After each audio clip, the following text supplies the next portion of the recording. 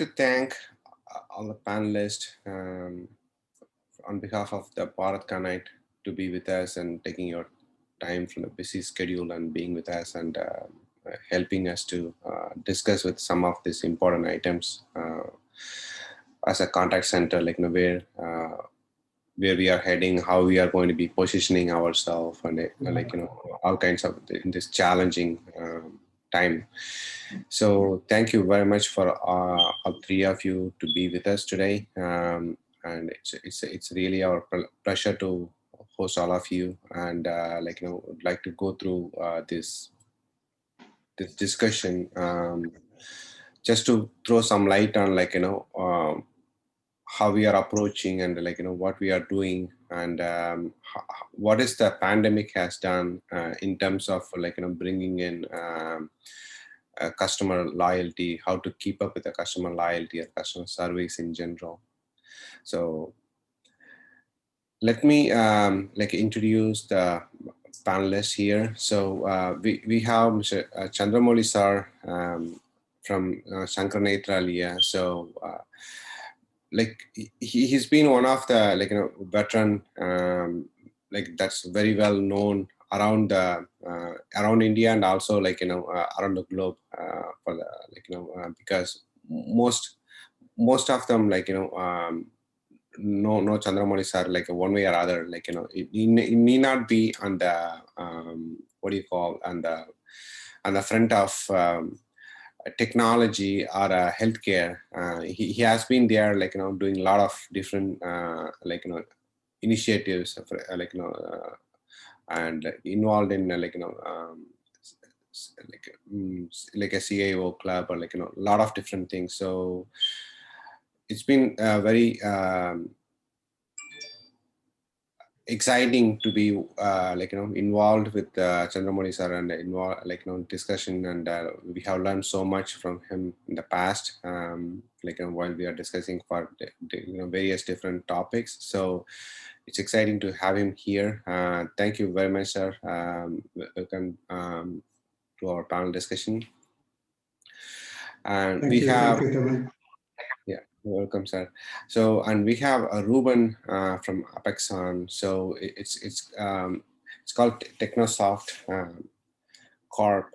So he's been director of service quality and taking care of the call center operations, dealing with all multinational clients and coordinating with the India team and so the agent spots and everything. So he's been a great all-rounder and having a ton of knowledge, not only on the technology and also the operations and understanding when it comes to the contact center. So we are very excited to have Ruben also with us today as part of the panel to go over the discussion. Welcome, Mr. Ruben. Thank you so much for being with us.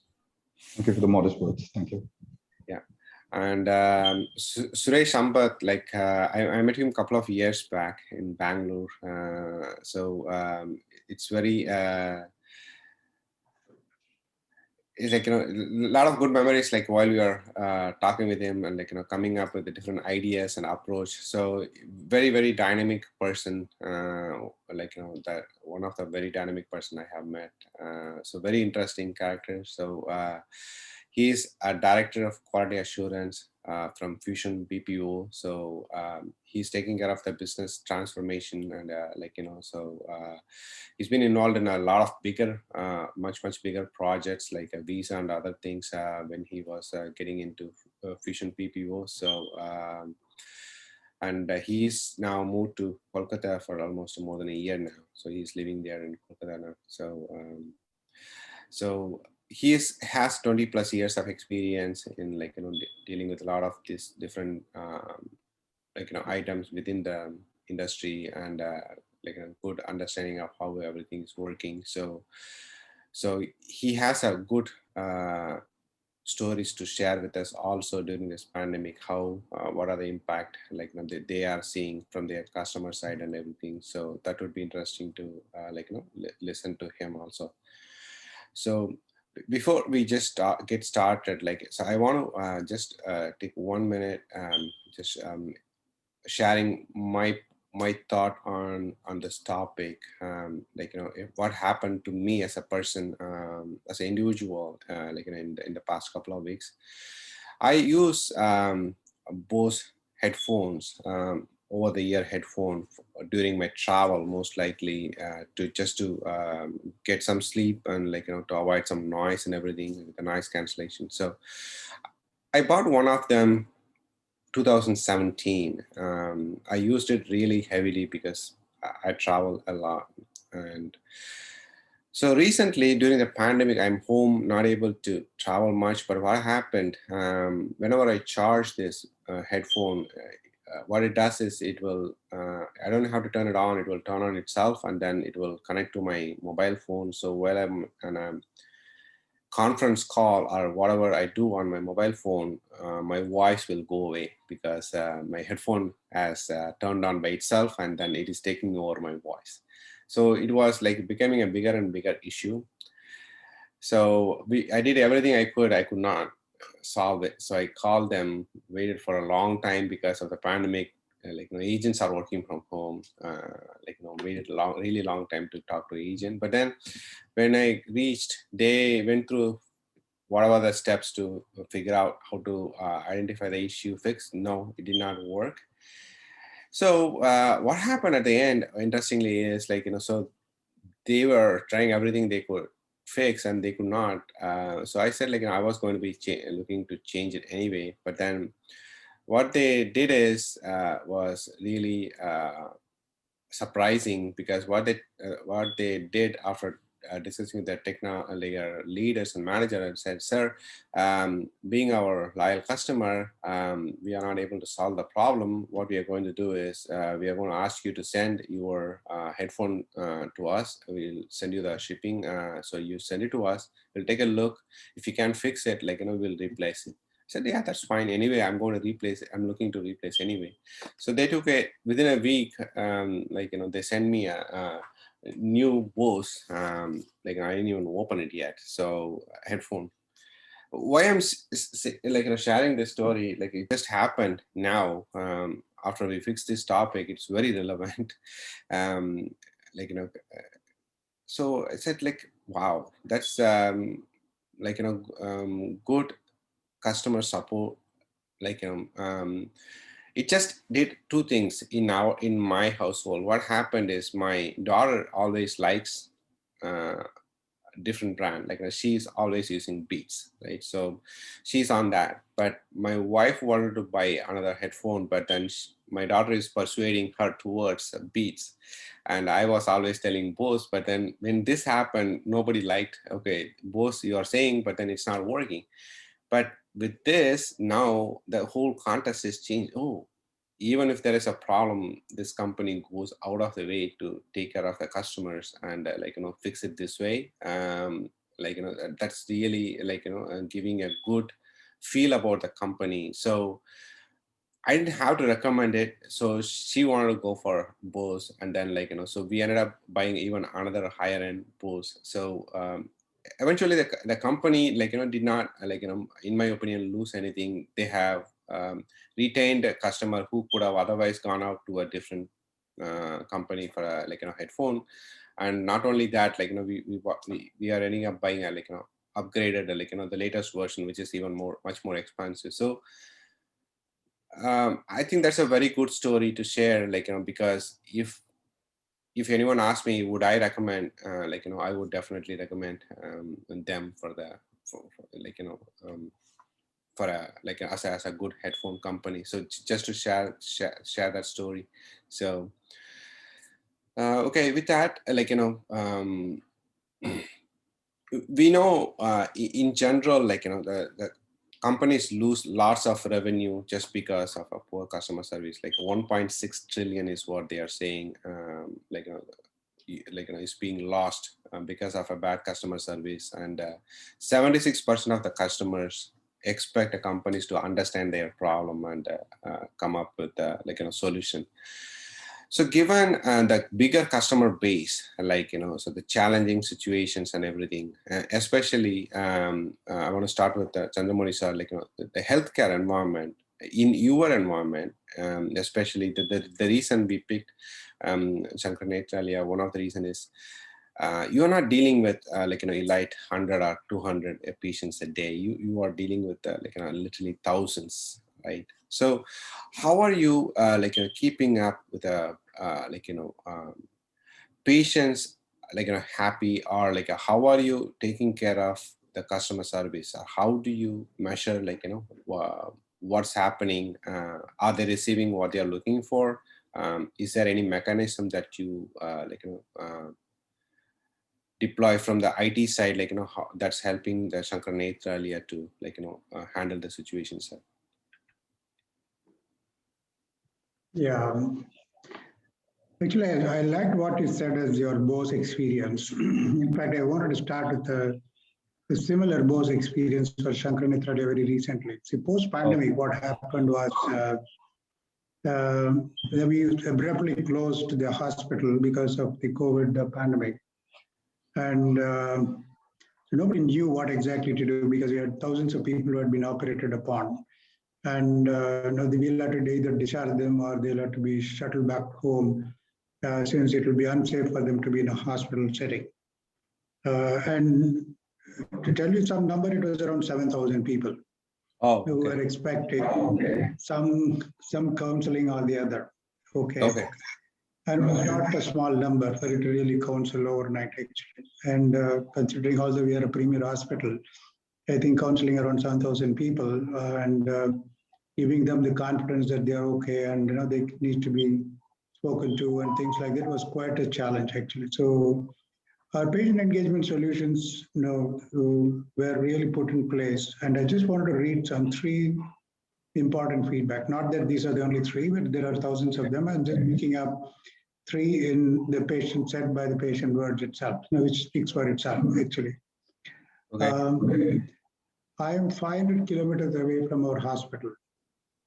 At some emergencies, I had to consult a local doctor without knowing your history. We are prescribed with strong medicines. So if we get this opportunity at a regular time, also it will be very useful.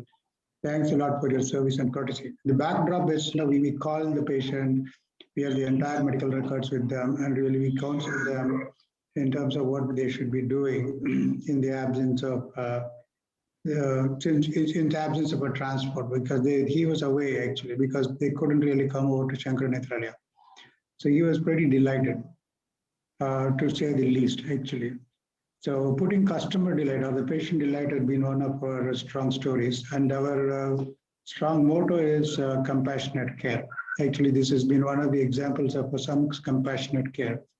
I'm going to read a couple of more. My MRD number is whatever. Very nice, appreciable, and valuable services, Shankar Nethralaya. We convey our gratitude and thankfulness for your teleservice. No words to suggest as you what you've done is more than enough. That was from another patient who was again miles away from our base location. Another is doctor was kind enough to understand the COVID situation and prescribed eye drops and based on results advised in the past and email up to 2 days for further advice. Thank you. Teleconsultation is a timely service offered by you during the pandemic. Grateful for this service. Keep it up. I think there are so many things. Actually, we get a feedback for each and every patients teleconsultations that we did or a video consultation that we did using a platform. So how did we tackle this? Yeah. More than important, actually, what is important is we can see the anxiety of the patient coming down. Okay.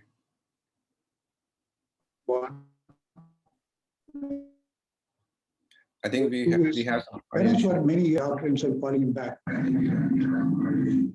Yeah, and for the first time, when the hospital itself calling them back proactively, that changed the complete scenario of customer or patient confidence, actually, thanks to technology, bridging the last mile gap and things like that. And we have been doing it proactively. We saw around 10,000 patients during the pandemic completely on a seamless basis. That was Okay. quite a remarkable success. To put a small economic number, I think more than the opportunity, whatever we may try to do, Yeah. an average patient, particularly in ophthalmology based upon our study, he Yeah. spends roughly around 6 times more than what he spends on medicine in Chandra Nethralaya. Normally, a visit may cost you 1,000 rupees, for example. So this opportunity cost saved is roughly around 6,000 rupees per patient I'm talking about. So Oh, that's a big one. if we were to put a collective number, we saved nearly $1 million of patient care. That's Okay. as we are known for it. I think has been one such example where technology for the right patient and not really dealing with that actually. Okay. Okay. Okay. Okay. Thank you, sir. Yeah. So, like one of my neighbors in US also, right?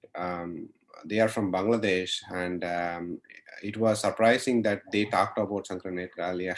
So, looks like they took their parents to Chennai and like for their like to take care of their eyes and everything. It was a good story to hear. Yeah. Thank you, sir. Thank you very much. So let me go over the next question here.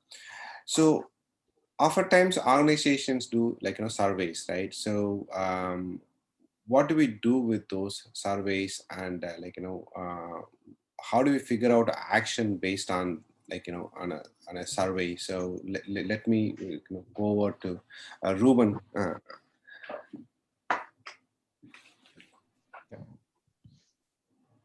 Yeah, survey, I think it's going to be one of the integral part of any operations that you do, especially when you're a BPO or when you're providing a service or a product that you're doing, right? So what do we do with surveys, or what do we do with the data that we get with the survey? I think that's a very robust topic to talk. But I think there are some key active things that we do with that. So the first thing is you give a service or you sell a product, and you're looking for a feedback. Is this fulfilling customers' requirements, the need, and all aspects of the customer? So first thing that you look out is, am I giving what customers expecting with the product that I'm selling or the service that I'm selling? So you have that segment which tops the list when it comes to the data you're collecting. And then the second thing is, especially with the NPS model coming into play, this is not just about the transaction that you add with the customer over a call or over a chat or an email. This goes beyond that, because you want the customer to be a chief ambassador or a person like a marketing person who's going to go talk about your product to someone else. He's like the voice of your company, like a word of mouth that's going to start spreading, right? That's the most amazing part of NPS model of survey. And then the last aspect is, no matter how good you're an expert in a product creation or a service creation, end of the day, the only person who can tell you whether this is right, is it wrong or good or bad, is always your customer. So one way you're looking at your competition to improve your product, the other way should be directly getting a word from the customer to see what product innovations that you should bring in, or what is that pain area, or what is that gap that you can fulfill with the product and the service that you're doing. So if I have to talk about these 3 points in broad, right? The NPS model plays a vital role here. First, it talks about the relationship the customer carries from you, by which when he tries to give the answer for the ultimate question, which is, would you recommend this product to a friend or a relative? The first thing that's going to come in his mind is about the product and about the transaction that he had with the service rep or whoever he was talking to, right? So at that particular moment, if the person is satisfied with the product and the service, high chances he's going to give you a 9 or a 10. If it's an Indian, I think it might go a little lesser in comparison with the US because of the behavior and the culture. But if it's a US, I think they would probably be honest about the 9 and 10 and give you something at the top scale. But something happens with the survey when they want to write a feedback, because NPS model does ask the customer to write a feedback followed by the rating, right? So when you write that feedback, that's the moment of truth. Because if you don't have enough juice to write something good about the customer, like Chandra sir was pointing out, that I travel such a long distance, or I'm such long distance away from the hospital, but yet your phone calls and your your way of care is much better. And I would like to emphasize this word care than service, because that's the difference. It's not just Yeah. about experience. It's not a luxury product. It's more about the care and the experience the customer gets. So Exactly. when Yeah. he writes that feedback, that's the moment of the truth. So if he's able to figure out one mistake that he had on the call, or probably in the product, like the example you pointed out, there was a problem, but then by the time the survey reaches the customer, there is something that got fulfilled, or there's something that was given by the company which did satisfy you. So therefore, you don't have anything negative to write. You're obviously going to write saying, yeah, Bose is the best because they've given me a new product, and that satisfied the request that I had as an initial request, right? So there's a little bit of a psychology here when it comes to fulfilling that survey, and it pulls the customer, it pushes the customer, I would say, to be honest about what he's trying to give as a rating. Because before NPS coming into play, I think most of the survey mechanism, if you take star rating, or if you take the CSAT model, or if you're talking about some IVR based rating, it does not touch too much into the emotional factor. It does not talk Yeah. about whether will you promote the product or not. It's more about qualitative. It's like a description about what they want to do. And most of the time, if you look at it, this is going to happen for the customer who's got a horrible experience or a bad experience, who would pause, who would wait for the survey to come, either as an email, or would wait for the call to end and get to the survey and give that. But now, when you give something as generic as this and ask the customer, and maybe in three simple questions. One, will you recommend this product to a friend or a family? The other one would be, how was your experience on the call, or any service that you had? And finally, was this the first time you called and your solution was given or not? So pretty much that's a complete cycle there. So as a customer, one, I get to voice out my opinion. Second, I also get to think about my experience throughout the call and with the product. And the third aspect is the person is also interested about the person who spoke with me. And finally, was this solved at the very first time, or this has taken more than that, right? True. So Yeah. that's going to give you a lot of information. So if you're a person who's collecting all this information, you have everything that you need to innovate. You don't really have to go get somebody to think for you, because your customer is doing that for you, because they're the one who's going to buy the product, not any Yeah. data scientist or anybody, right? Yeah. So there is a lot of work that you can do with the segmentations that you can do. Okay. Okay. Thanks, Ruben. Yeah. I mean, solving problem is one thing, but then if you are able to solve it at the first time, that makes a huge difference. That has a big impact on a customer, right? So especially when you are calling and waiting for a solution, yeah, that makes a big difference. Yeah. Okay. So now the next discussion point I would like to go over is customers are often reluctant to be part of a surveys, right? So it's because of for the various obvious reasons, right? Because they might think it's not going to fulfill their requirements, or it's ultimately just for the reason they are taking it, it's not going to make any difference, kind of a thing. So how do you avoid this customer perception and make your surveys happy experience for everyone? Suresh, you want to go over? Yeah, sure. Thank you, Tuman. Yeah. I guess Ruben has touched upon critical points of how customer responses and customer sentiments are being captured, Yeah. right from the good old days of sending out surveys, which is CSAT, tweaking questions, understanding the entire service journey map, not just about the complaint which is raised, but also the service recovery in making sure that the complaint is resolved. Yeah. So NPS gives you an answer on how good your entire service journey map is. CSAT gives you an insight on how happy or disappointed the customer is. One of the critical things which Uthuman, you rightly mentioned, is getting the customers to respond. If you look at it, the best of the product, the best of the industries. The reason why I say this with qualification, being a part of this industry for about 20 years, being a part of the organization like Fusion, we have access to diverse customers who are from US, El Salvador, Jamaica, Philippines, which includes Cebu and Manila. In Europe, we have Albania and London, and in Yeah. India, of course. Across regions, the survey response rates starts somewhere between a 2% and it maxes out to about maximum 6 to 8%. Okay. Right, so that's the urge, or that's the quantification of how much customers like to respond when a question is posed against a brand. And there's also an alternate theory that if a customer is disappointed, he's likely to respond with a larger amount of frequency, right? Okay. And the other interesting part that Ruben really mentioned, which is a problem that industry was facing as well. I'll just take a moment to share an illustration on Yeah. how the industry had this problem and how the industry now is now addressing this problem. Sure.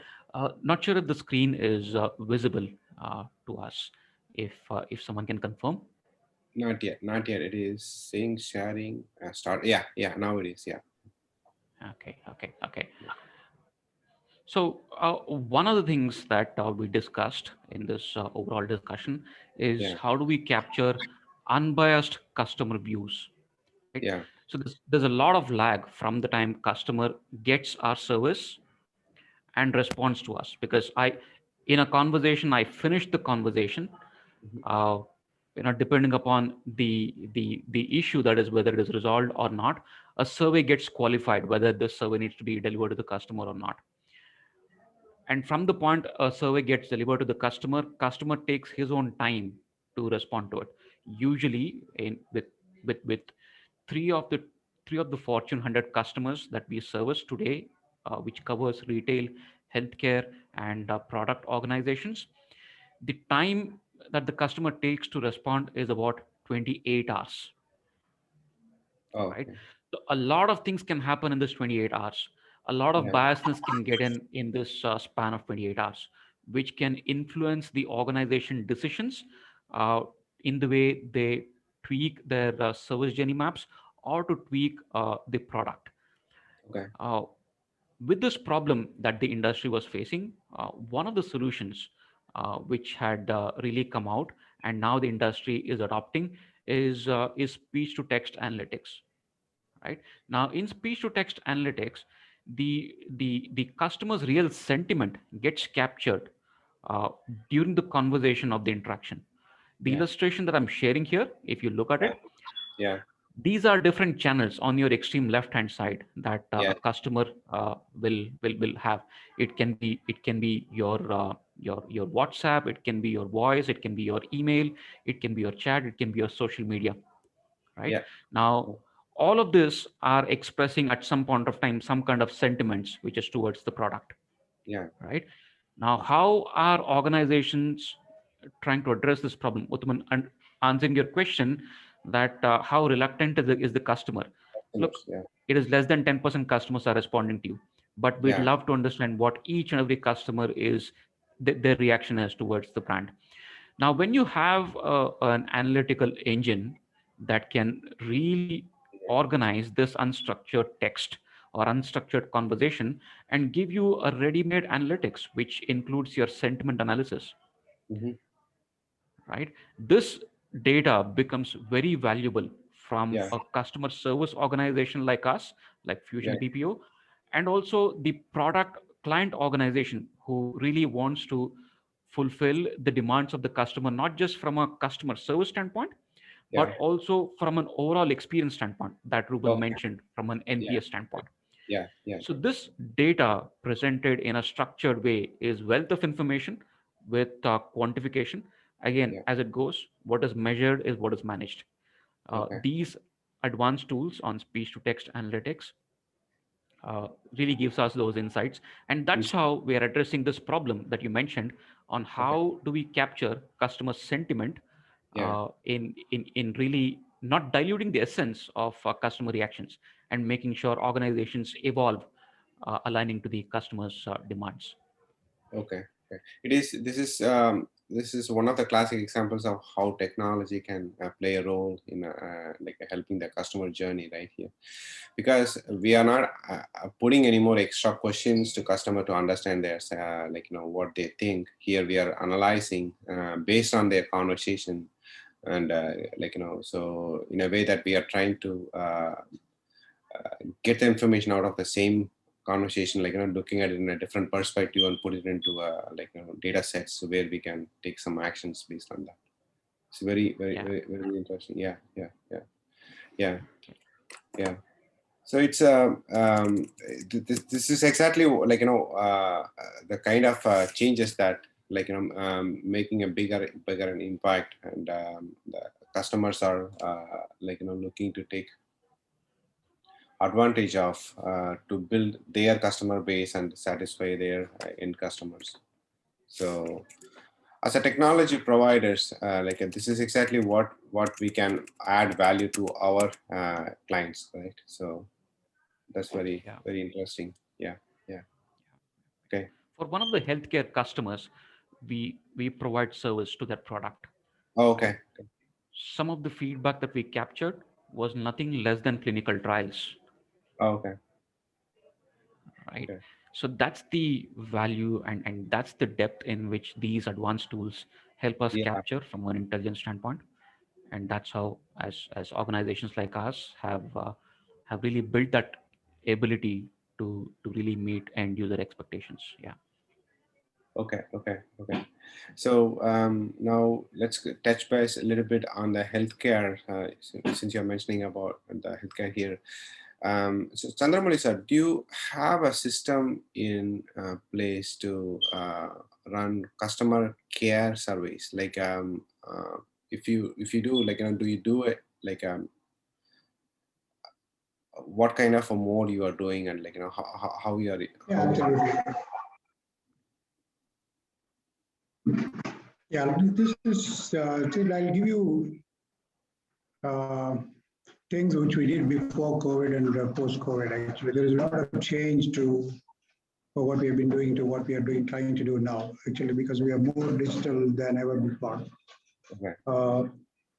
Pre-COVID, what happened was, there is a lot of, as you really know, we do around 4.5 lakh patient visits a year. That's quite a number by any standards. So it's difficult to get 100% feedback for all the patients all the time. But we do recognize that as a premium hospital, I think it's important to keep a foot on the door and see where we are doing right or where we are doing wrong, actually. So there's a lot of sampling that really goes around when particularly a patient visits the hospital. So there is a lot of automated systems where we run our own kiosks and things like that. But we also have web-based systems where people can really connect, like what we just heard from Suresh. The feedback had been very negligible to something very low, actually. But we have nevertheless been on the higher side of the patient satisfaction, definitely around the 95 plus percentile, definitely for sure. Yeah. But what we did was post-COVID, actually, with all the changes that are happening, and since we launched big time on the telemedicine, not that we have not been doing telemedicine before, but it's really picked up post-COVID significantly. So it's becoming kind of mandatory for everyone to really post their feedback. So we saw a quantum jump in terms of the feedback itself, like some of the things that I read to you. We really saw from around 67% to around close to around 20% feedback. Okay. And most of them are for good, actually. These are a lot of tailor-made solutions run from our enterprise solutions. We don't use standardized tools because these are very custom tools that we have built over a period of time, because it's fairly complex, because to generalize it at a very rudimentary way was little tactical. So there are a lot of specialties that we have. There are a lot of challenges that we have to get the patient feedback. So I think that we have been trying to customize those and also some of the sentiments and other things that we try to capture it back as a text or as or a mail or things like that. But these are all largely questionnaires and surveys. Actually, there are, I think it goes around 20 to 22 plus, and we all do it in a regional language as well, because that's another difference. Because most of the patients actually people coming down from say neighboring countries like Bangladesh or any part of India, not necessarily English savvy. Actually, we have people Yeah, who speaking as many languages as possible. So we use a lot of native languages to really capture the feedback. And so you definitely need some assistance. Somebody always, there is a patient engagement counselor who really understands and talk to the patients in many cases, or if it is done through the web, they choose a language and do give us the feedback and things like that. But what we are okay, really seeing is there is the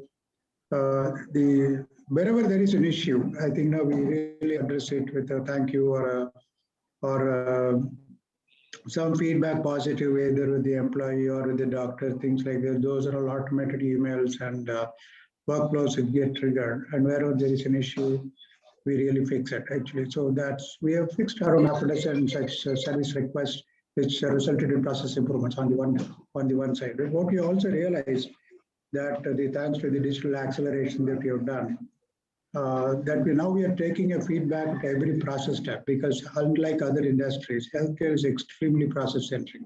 So if you yeah, wanted to take a feedback at a billing level, for example, you get an immediate 3-point questionnaire which says what is good, what is bad, and any kind of a descriptive stuff in terms of something going wrong, or they wanted to appreciate things like that. yeah, I think yeah, that has yeah, resulted in a lot of tweaks actually. So it's a kind of a Six Sigma at this point of time in terms of the patient feedback, going at a very granular process level focus actually. So trying to improve. So what okay, we really see in post-COVID is the patient waiting time has really, or at least be a lot more predictive in the first place. The second thing is it has come down by around 20-30% actually, which had been one of our biggest complaints which I've been trying to solve actually. So it kind of helped them in many ways actually. So I think sure, the technology does play an important role, but other yeah, process changes really helped us to streamline things which were not done before. okay, okay, yeah, sure, yeah, thanks, sir. Yeah. So, so the next question will go to Ruben. So, when we are talking about survey, right? So the one of the thing is obviously companies can take advantage of doing a survey when they have solved some of the bigger problems for the customers, and then to take some biased survey. So, so there is that kind of the thought process is also there, right? So how do you avoid such bias coming into the survey? True, that's really a fact there. Any data you pick up, I think there's always a possibility of a bias. So therefore, Yeah, survey is not an exception for it. And yeah, if you look at companies which uses survey for the positive representation of its own goodness or its own purpose, I think a lot of that has moved away from the survey perspective. It moved on. I'm getting a feedback on my voice. Am I properly audible or? yeah, you are, you are. Okay, sorry about that. So what I was saying is that a lot of that has moved away from this being survey. I think it's moved towards, if you take for instance, there are companies which comes and does a survey internally and externally, and then try to put that across saying, been awarded for so and so for the quality of work that you do, the quality of service that you do. But this survey that we are talking about the NPS, which goes to the customer, the end customer, I think if companies really want to grow and the leaders want to really see the innovation, they should be looking at more of finding out areas where they tell no to the customer. For instance, if you're Amazon, if you're a company like an Amazon, where customers call you or try to chat with you, and there is a certain area where you have to say no to the customer, or you think that customer is going to get surprised because of a certain thing that you do. For instance, if you're a telecom industry or if you're a banking industry, you send out a message to a bunch of people stating your plan has changed from so and so to so and so. Or if you're a if you're a banker and you're sending a message to your customers saying from today onwards you cannot withdraw anything more than, let's say, $10,000 a day. That's a surprise to the customer, right? So I think they should channelize in such a way, or we should channelize in such a way that you should look at your overall inflow, the calls that comes to your way, and try segregating this into probably, if you take telecom, they already have a proper segmentation. One, they call it as inquiry, which is almost close to 80 to 85% of the time the customers will call you and ask you. And second would be something to do with request. They have some provisions that they want to access from you. So therefore they call you and they tell you that I need access to this provision that you have.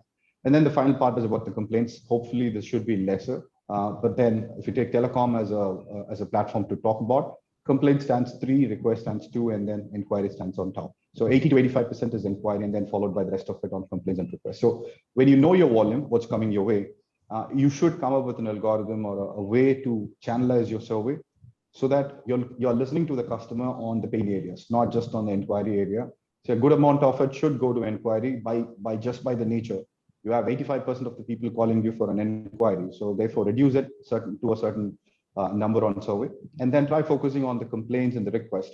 I would say more on the request and more on the complaint. The reason is that's where your growth is, and that's where you should be looking at.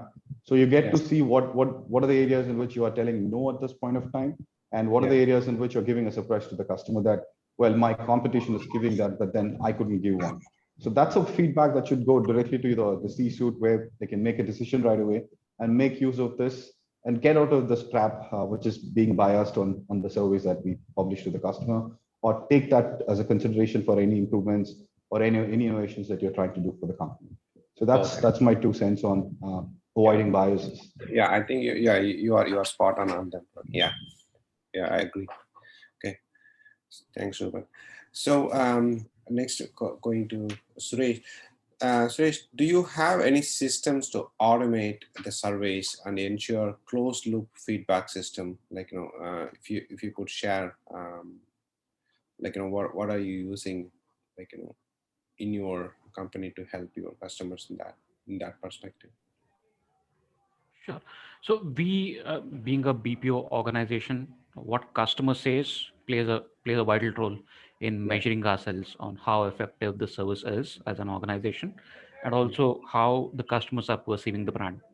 We are in a way brand ambassadors. We are a company within a company.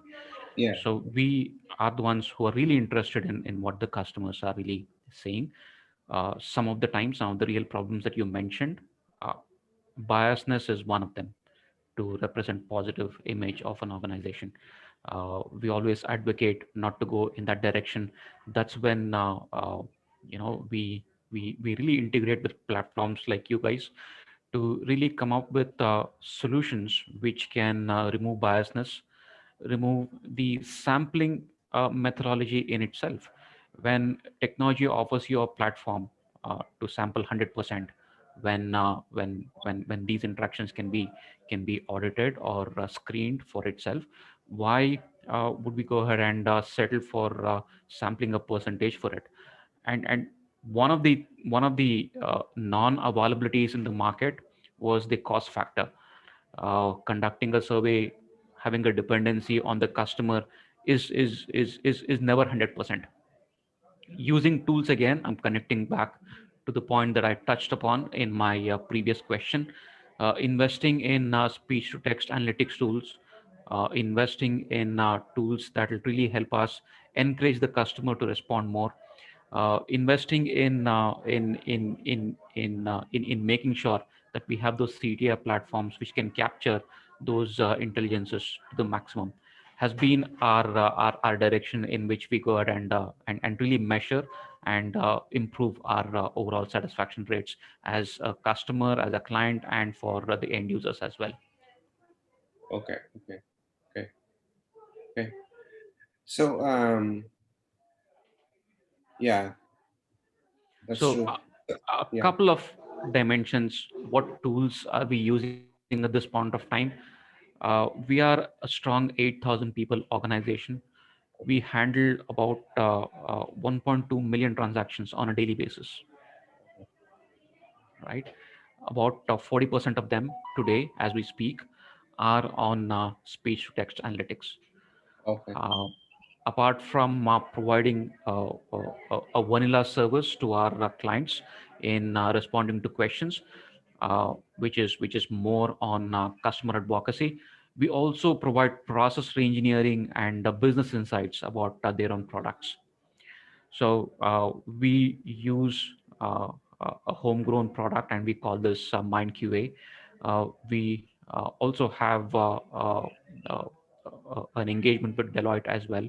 Deloitte has an interesting product which helps us analyze the entire platform intelligence into a structured, uh, actionable insight. So we have invested on these tools. Some are homegrown, some are productized for the market as well. Some are really white labeled with the big three consulting organizations. So with these investments, we are now able to capture the essence of what a real customer satisfaction is, what a real NPS score is, or we are heading in that direction of capturing the information to the utmost accuracy. Oh, okay. Okay. Okay. Okay. Thanks. Right. So the next couple of questions we'll just go over quickly with all three panelists, taking your input on this one.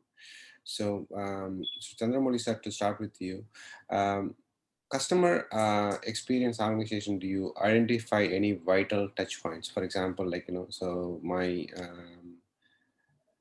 I don't know, this is going to be relevant for you. Probably this is going to be relevant for Ruben and Suresh. First point is my card is lost, for example, or I'm not able to access internet. That's probably one of the points that you might be coming across, and my calls are not going through, or you are not able to reach out to your patients at some point of time because of whatever the reason, right? So when you hear this kind of do you analyze for look for these kind of issues, or how do you handle them, sir? If it, Yeah, see, in a healthcare, particularly for a hospital, some of these digital interactions are completely different to what you may find in other pure digital-based businesses, actually. See, traditionally, we had been a lot of high-touch industry itself. The thing is necessarily that you have to be at a hospital to do many things. That has been the case pre-COVID. But what we are also seeing post-COVID is a rise of a lot of digital interactions. To give you some examples, something like telemedicine itself in a new avatar, it is completely shaping up things. One of our goals is to see that that we push more of our follow-ups as a telemedicine route, actually. To give you some volume numbers, pre-COVID, now we used to see around, like what I said, is close to around 4.5, for somewhere around 50,000 patients a year, out of which a quarter of them are follow-up, actually, meaning that they need necessarily come back to the hospital to do a check and things like that. I think those are getting now pushed through a tele route. Okay. So which means there is a lot more convenience that we really see. And certainly it has its own challenges in terms of one is the digital literacy of some of these patients. That's one issue. The second issue is the last mile connect, because not necessarily that the IT infrastructure at a remote place would be great, actually. So we definitely have a lot of these issues. Certain things that we need to deal with, particularly in a remote part of India, things like that. I think these are challenges that we really face. So we do have a patient portal where the patient really puts in all their feedback. Okay. And we had really been, see, there are a couple of examples I can definitely tell you. Is something like the call is scheduled at 11:30 in the morning, because it's part of a regular queue that that goes into an electronic medical record, and the doctor is supposed to call him at the appointed time. But invariably there will be some delays, because not that the doctor is available or not available, because of the predicting. Because of unpredictability of the previous patient, there could be some delays. So we do see a certain pushback from the patient saying, that the doctor, I didn't get my call at 11:30. Then we'll have to really tell them a lot more predictable than that. We'll have to tell them that the doctor will be calling in the next 10 minutes or 15 minutes. So setting expectations has been becoming one of the major cultural shift from a high-touch environment to a high-engaged environment. I think that's one side of the story. There are other examples, say things like pharmacy, for example. People are looking at a lot of people's. They couldn't come to the hospital, so they are looking at some people's in terms of their medicine. Actually, so we also see a rise in e-commerce in the pharmacy area. So there's a lot of feedback in terms of having on-time requirements for the medicines, or even looking at some more advice and things like that. I think we do get those kind of stuff. So what we have done is the patient engagement portal has been one of our key areas for us to really manage the relationship with portal. Plus or minus, we really take that feedback. See, in a digital world, there is always an instant uh, response that you get when something does go wrong. Actually, that's what we are really seeing. No, more than the good. Actually, when something is not exactly meeting the requirements, I think you really get a quick pushback saying, "No, I'm looking for this. The doctor hasn't called, or I haven't really got the medicine on time, or whatever it is." I think those are things that we have been seeing this continuously. I think we are tweaking those, which is helping us really tweak the organization to lead to the new level of expectations. There is a change. There is a change, particularly post-COVID, even in healthcare, which has been traditionally high touch.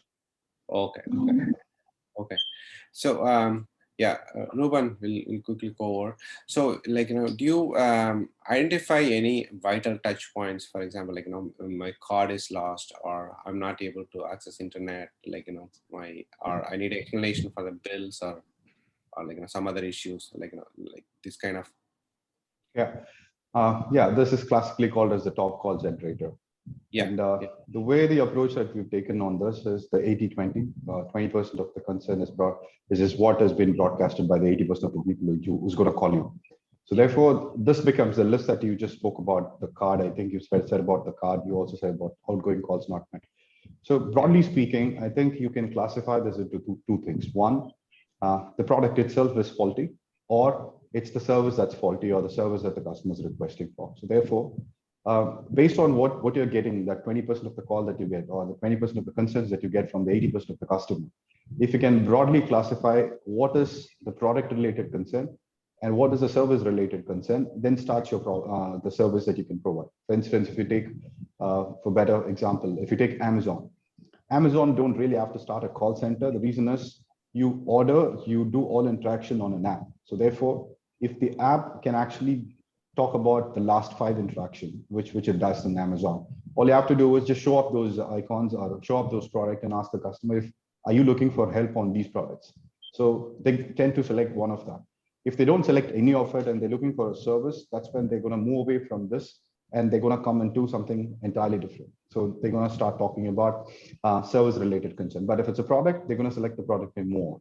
But if it's a direct walk-in where a customer has brought a product from some XYZ shop, or the person has got a telecom connection from Airtel or some vendor, high chances that the first touch point would be over the call. The second touch point might be on the chat because of the widespread of online services at this point of time. So if you can collect this information and make that as your as top things to sort out, what you can come out from a technology side point of view is, if you can create a bot which can take certain inputs, handle your volume to start off with, and then streamline that to either to an automated way or to a certain human interaction if it's required. For instance, if you take, I need an explanation of my bills and my likes. If that is a question, if I need the explanation of the bill, you don't really need a human to go ahead and explain the bill. All you have to do is design a bot which can explain what's there on the bill. And if you can simplify the bill to few line items, you don't really have to talk about in-depth what's for outgoing, what's for incoming, what's for outgoing, international, not all of that. We can simplify that by saying outgoing and then give the amount. Anything which is probably the customer calls you because there's 100 rupees added to it. The reason is that it's a late payment. So you can find out these nuisance, what can happen, and highlight it right away the moment the person comes in and start providing those solutions with the automated options like bots and stuff like that. You can not only handle the call volume, you can also have a better interaction. Just take an example. You call maybe touch point 1 for the problem that your bill is something different today. It's 100 rupees more than my usual bill. And then you call the next touch point and you do the same interaction. The touch point 1 offers you the service that, you know what, I'll waive off the late payment, just don't do the same mistake again, in a very polite way, of course. You get the reimbursement right away, so the customers are happy and they're going to just leave. The second interaction is he's going to go through, he's going to talk to a person, he's going to say, well, we can't do it, it's a late payment, and then he gets an approval from the manager, finally he does it. But then the experience that the customer goes through matters a lot, and then with NPS and all that we're talking about. So therefore, these items that you listed out, yes, it should have vital touch points. You have to have a proper way of approaching this, a proper solution to it, and channelize it in the right way. Yeah, yeah. So giving the solution and giving it very quickly is a key. So yeah, yeah. Okay. So like I'm sure like you are using a lot of speech analytics here, right, Suresh? Like in terms of helping to figure out what are these and tagging all these touch points and um, like figuring out how you are trying to help your customers to approach this problem, right? This one. Sure, definitely. I mean, a quick time check, I see there's about 4 minutes. I'll make sure that the response is as brief as possible. Yeah. There are two things. One is the canned response with the scenarios being very predictive, and these are top call drivers. Let's face it. And a lot of organizations have moved into self-service mode to service these critical tasks, which are really critical to the customers, especially card lost. Every banking service provider today, not just English driven but also regional language driven, uses a self-service mode, right? Exceptions are handled by humans, where the customer really does not have those details on which card needs to be blocked, or he is not calling from a registered number. But majority of them are done by self-service. Uh, there are two. One is, of course, the canned response. The second is with the access of machine learning and conversational artificial intelligence. Yeah. With Fortune 100 customers, what we do is we have an in-house team which is dedicated with about 100 resources. We continuously see those exceptions which are not being handled by bots, and really get the machine to learn from those scenarios and then respond to those scenarios. So that's Okay. how we really create those touch points, improvise those touch points on an interaction by interaction basis, and make sure customers get their required solution in the fastest possible time. Okay. Okay. Okay.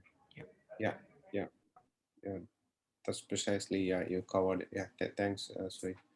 So yeah, we are coming like almost closer to the end of the time here. So like I would like to thank all our panelists, like to take your time and being with us, and like going through sharing your experience and like knowledge, which is a key to help our community to like learn and like take advantage of like from the market leaders. So I would like to thank all of you for like taking time and being with us, and would like to request like one help, like help us spread the word about the Bharat Connect. This is like I mentioned, is a community we are trying to build for the contact centers and like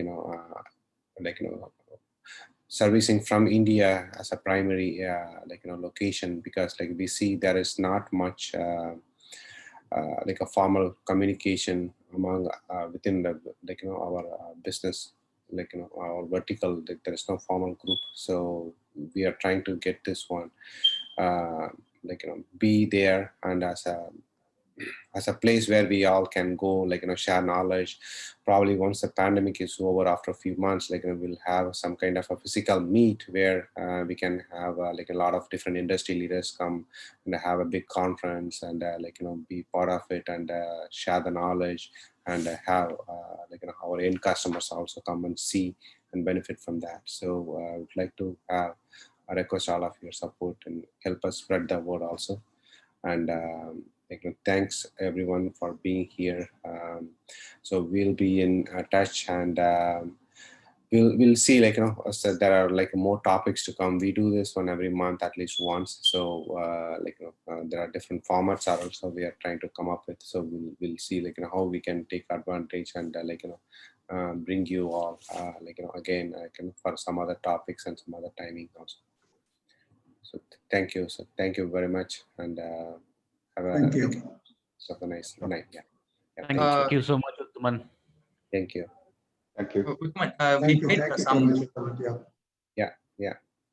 we get some personal, someone chat with us asking some questions. Sure. Yeah. Yeah. Can Do you you have? find? Can you check Yeah. about that? Where are the, do you have it? Yeah, go to chat section. Chat. Okay. Sorry, I forgot about that one. 1 second. Where is that here? Yeah. I don't see any questions there. I don't see anything there, Vignesh. Do you Okay. see? Okay. Yeah. Wait, Utman. I will explain that. I will say that. Okay. This question is for Ruben. How do you make your customers fill or answer your survey? More often than not, I as a customer feel that my feedback is not going to be acted on. I'm sorry, I got the first part of the question, but the second part was the voice was Okay. feeble. How And I do you couldn't make your customer fill or answer your survey? Most often than not, I as a customer feel that my feedback is not going on to be acted on. Yeah, that's the general perception, maybe especially for the Indian market there. So I think try to keep the answer short and simple. The first thing is don't bombard customers with a survey, because that's when customers get tired and sick of answering questions. But if you can keep it crisp and segment your customer, whom to ask what, that plays a vital role. So if you're offering a service or you're offering a product, you should first think about what is the area in which you want to send a survey.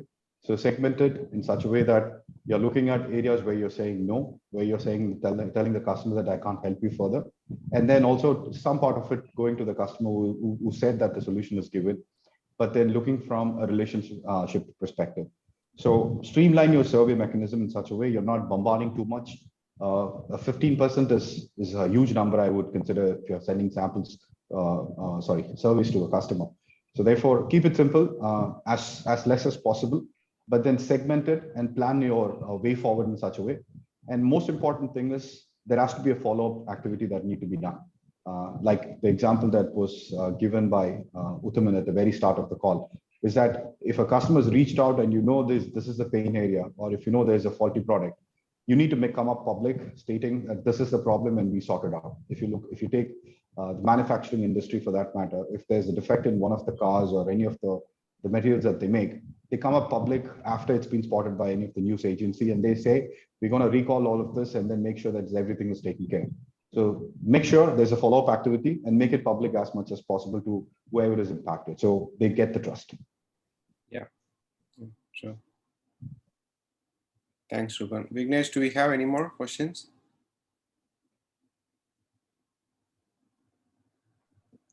Yes, Utman. Okay. If that question is asked for us, Sabha, Sabha, can you ask that question? We are not able to hear you. It's breaking. If that question is asking by Sabha. Yeah, I was the one who asked this question. Can I'll repeat it. So, Suresh, you were mentioning that 92 to 94% of the customers aren't going to answer the surveys, right? And personally, I have experience. I don't get to talk to live agents at all, because most organizations take me through a self-service mode. Okay, and for me to reach an agent, it takes me anywhere between 20 to 25 minutes, even for a commodity like a mobile phone or a credit card. So that kind of rules out the speech analytics that you were talking about as well. So with this scenario, I mean, are there any good practices that, customer service organizations like you follow to really figure out what customers actually want? Sabapati, this is a fantastic, this is a fantastic problem to deal with, and this is also a problem that really affected us during the pandemic, and this is also a problem which all industries who are seeing hyper growth really face from the non-availability of customer support. As practical as it can get, learn faster, have your analytics engine in place to ensure, predict what are those point of failures from an interaction standpoint. Make sure you build scalable systems which really respond to these questions. One of the key things that we discussed, it's the 80-20 rule. uh, as fast as possible, you identify those 20% of the problems which is really affecting your customers. Build scalable systems to answer those 20% of interactions which need assistance. uh, how effectively, how agile, and how fast you come up with self-service solutions to answer these questions is something that as an organization will need to figure out. The faster we do it, the better the NPS scores and customer satisfaction scores will be. Specifically answering your question, yes, speech to text will be irrelevant if the customer is not even able to reach out to you. But if you have an analytics engine which will give you predictability to tell you that these are the possible reasons why customers are reaching out to you, that intelligence can be used to build those self-service systems, and those self-service systems can really address the questions to the customers. Deploying manpower proportional and coming up with the demand from the end users cannot be a scalable solution. um, as I said, with machine learning and access to a lot of farming data that we have, this can be a probable solution. And as an organization, we've been partially successful, if not completely successful, in making sure that we service the customers and we really handle those problems where customers have a solution, if not from a human standpoint. Yeah. Okay. Yeah, that's very good point, Suresh. Yeah. Thank you. So, okay. Any other questions? From anyone? Yeah, one more question is raised by Deepika. This is for Mr. Santamani sir. Does Sankara Healthcare plan to continue offering teleconsulting post-pandemic as well?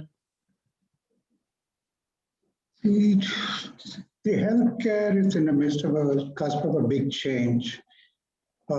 See, we are trying to disrupt OPD for sure. I think that's generally what the directions are. But it's a little difficult to say that you can do it just like that because of the nuances of this industry. Because if we want to do a lot of see, we have something called as a comprehensive way examination, which requires a lot of specialty cameras, which for you to really take images of your eye before we can really diagnose. This is just not about a general health checkup. Actually, this is a specialized care. So one of the things that we have done is to tie up with partner associations, with partners, say somebody like Titan Eye Care right now. We are in a pilot right now where you can really walk into specialty eye Titan Eye store, get your eyes checked up, and the entire data comes through a cloud electronic medical record backed by telemedicine. I think that's where we are driving the change actually. So it's a kind of a specialty vision centers where we are leveraging the specific capabilities of some partner organizations, say like Titan, along with specialty solutions from Shankara Nethralaya. I think that's where the industry is going around. And because of this network, potentially, we may be in a position to drive a lot of PI down the line as well. But right now we are in the midst of an early pilot. The good news is we have broken the barriers where between two organizations, we have more than 10 million patient population to reach. Actually, that's quite a number. We've been seeing a huge uptake in it. And once it is successful and where we learn from the pilot, there are around 600 stores across India, which we wanted to pilot actually. So that could be a grand vision. So where there could be an eye hospital or a comprehensive eye examination within a reach. Definitely not in every street corner. Definitely it could be within a reach of the common man. I think that's the idea. So that's an interesting thought, sir. So are they going to the regular stores to do that? Correct. It will be see, right now we have zeroed in on specialty stores, which have a lot of these equipments, because for you to really put up some of these, it's expensive in the sense that somewhere upwards of around ₹1 million plus is what it costs you to set up these kind of specialized equipments. So there are two things that are happening. One is we are trying to leverage an existing investment already made by specialty stores. I think that's one. Second thing is we are also championing with disruptors to become more digitally ready, actually. So we are working on next generation of camera makers, which could be an add-on to a mobile phone. But these will be specialty phones. Okay. It may not be a conventional phone where you can literally take an image of your high resolution image of your eye with your AI and things like that built in.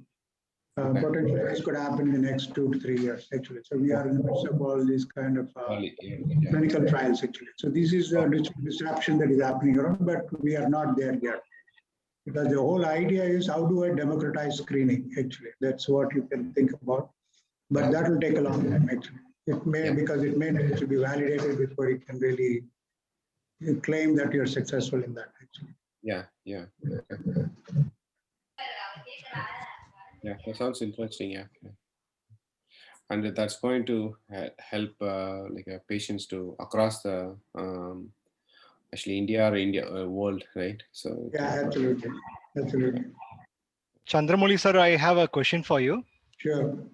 What is a good NPS score for an healthcare industry, sir? What is a good NPS score for a healthcare industry? It will be very difficult to generalize a number. Okay. It depends upon the specialty, number one, actually, and because it's little dicey because of the individual conditions of the patients and things like that. So we don't really generalize a number in the first place. Second thing is the context varies because particularly, the complexity of each and every patient makes it a lot more difficult to put a general number. Unlike other industries where you can really do your CSAT and things like that, this is a little tricky actually. But nevertheless, there are a lot of parameters that are required for us to be tracked from some standards, say like NABH, which is an industry standard for quality assurance. So we try to settle at a high level of around 90 to 95 percentile, which is quite possible with a sampling, but when you want to take a one-on-one score, that completely skews the things. So it depends on how the sampling is done to a certain extent, but it also depends upon the level of maturity of some of the processes that you have or the specialties that you offer and things like that. So single specialty hospitals will have a higher maturity. Multi-speciality will have mixed numbers actually. So it's very difficult for you to make a general number and say, you're on a high score or on a low score. Okay. Thank you, sir. Okay. Yeah. Any more questions there, Vignesh? Or no, that's all. Okay. So that's good then. So thanks so much, sir, once again for answering all the questions. Thanks, Suresh. Thanks, Ruben. Thanks, Chandramouli, sir. So looking forward to be connecting with all of you on a different topic, different day. And so have a rest of the nice day, rest of the day. So talk to you all soon. Thank you. Thank you so much. Thank you very much. Thanks a lot, Thank you. Yeah. Thank you a lot.